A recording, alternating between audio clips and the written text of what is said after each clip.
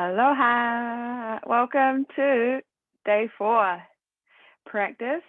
So we're going to start by standing, and this practice is what we call a kriya, which is a digestive flow. So the only recommendation with this is do not do this if you have just eaten. Even if it's within the last hour, I would not recommend doing this practice. So this is about really stimulating the digestive system. It doesn't mean that anything urgent is going to happen. Well, actually, I can't promise it, but it is about getting the bowels moving. It's about supporting the digestive system and really building up that fire. It's amazing.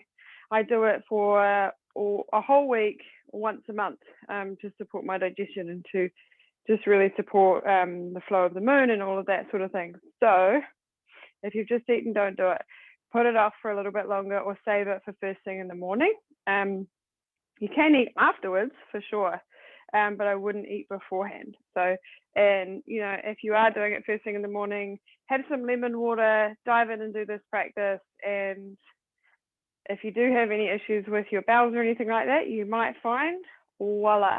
So this can be really good for that. I have an autoimmune disease and celiac, so that's why I use this practice to support my digestion, and I do it once a month for a week. Doesn't mean you have to do that, but have a play. So what we have to do is we do a series of movements, and you choose the number. So I choose 7, and that's how many times I repeat the movements. You can choose anything.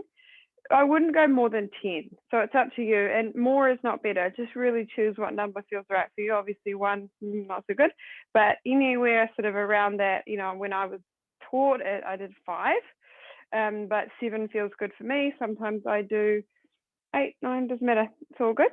So we will repeat these movements 7 times, but if once you've got into the flow of it, you want to change that number, you're absolutely more than welcome. And the first movement, nice and simple. You don't want your feet touching because they'll take you out of balance, but nice and comfortably underneath the hips or closer if you wish.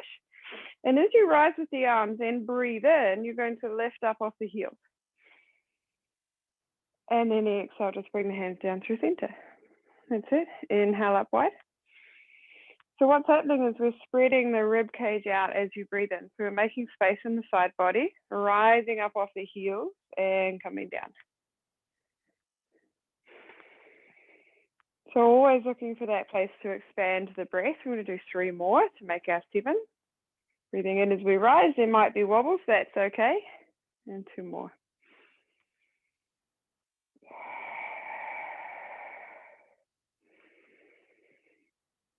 That's it, and coming down. Lovely. So from here, we're very gently just going to bring the hands in a clasp up above the head. Plant the feet again, hip width apart or a little closer, but not touching, because otherwise your hips you'll be a little bit compromised in the lumbar. So you simply tip to the right, tip to the left, and that's 1. And keep going. And only go as far as feels right for your body. So if it's not this far, that's okay. Now we're just compressing in the side body. So we've got all these pockets, keep going, that can get a little stuck, a little clogged in our intestines. This is 5. Yes, I can count and talk. And what we're doing is just shifting that, and as you feel, we're compressing in that side. So last 1. And over. Beautiful. And then release the arms. Staying with our 7, staying with the feet as they are, but this time bending the knees. So we're not doing a big squat, and we're not coming forward so that we're just balanced on the toes. So just bend the knees a little so that you can relax there. So let the knees come forward as much as the butt goes back, and then you still feel really balanced. We're simply turning the top of the body. So twist to the right and twist to the left. And it's more about the twist from above the waist. So try not to let the hips come with you too much. 4. That's it. And if you get a little slap of the arms in the back, not too hard, then we're getting this lovely fresh energy coming into the kidneys as well. Just 1 more. Going around and back. Super simple. Next one is down on the floor. So we come all the way down onto our belly. And you want to come into a cobra-like position. So the hands are by your chest and take them out just a little wide. So not at a complete right angle, but just a little bit wider. So you've got some space in the shoulders. Walk the legs down a little so that you can press into the tops of the feet. What that does is just help you protect the spine.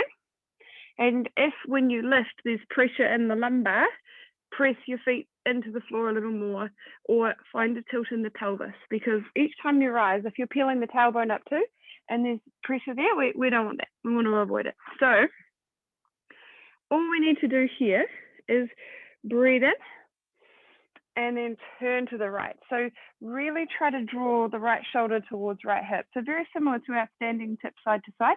Come back to center. Really use the hands here, and then go to the left and to the right. Keep breathing and stay up. Left, right, left. And this is 4, 5. That's it. Just shortening in that side body, making space. And you'll be by yourself, so don't be afraid if any wind starts to come up. We are human. And then last one, right and left, and relax. Beautiful. Press back up to your knees. Last one, super simple.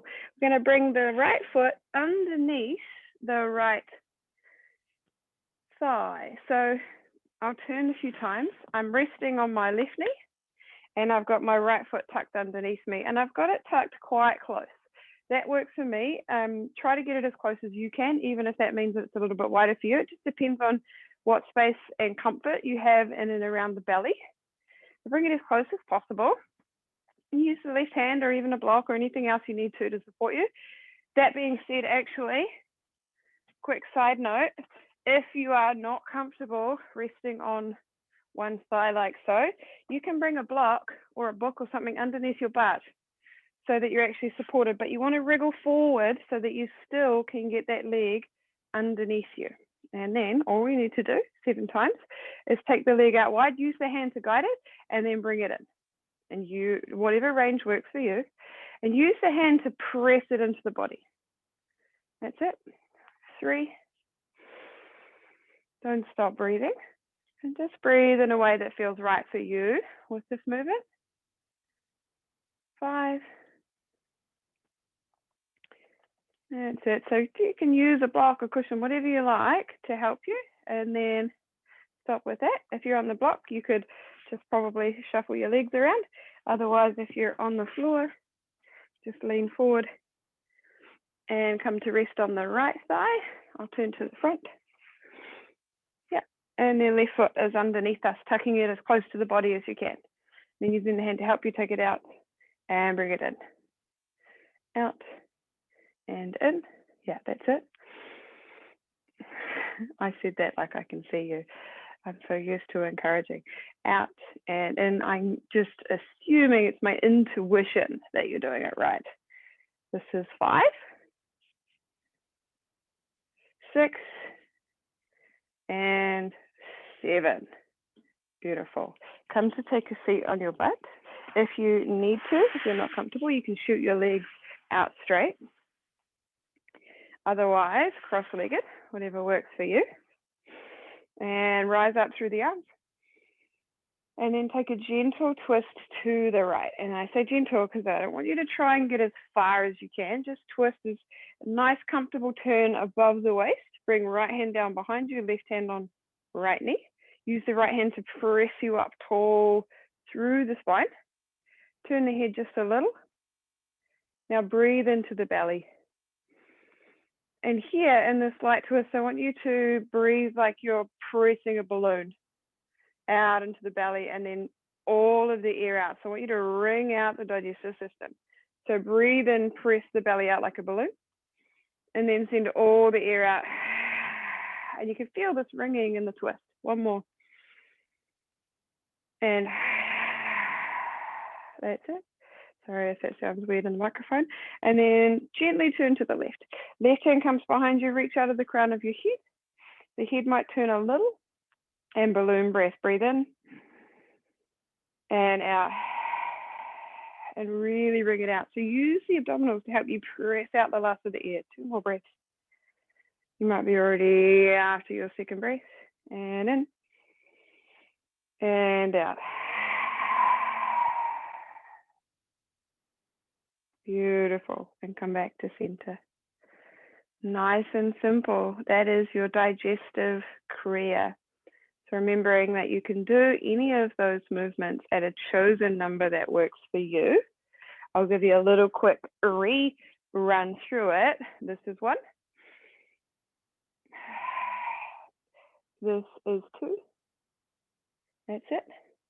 Bending, taking a little squat. This is 3. That's it.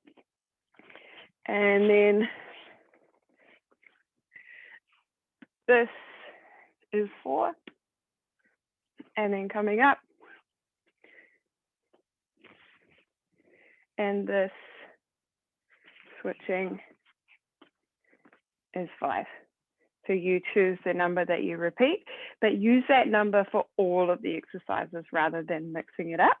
It's about like really tuning into all areas of the digestive system within those movements. So enjoy.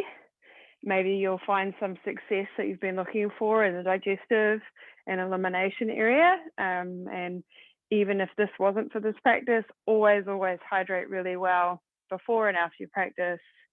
And have a fabulous day. Let me know if you have any feedback or questions. Ciao for now.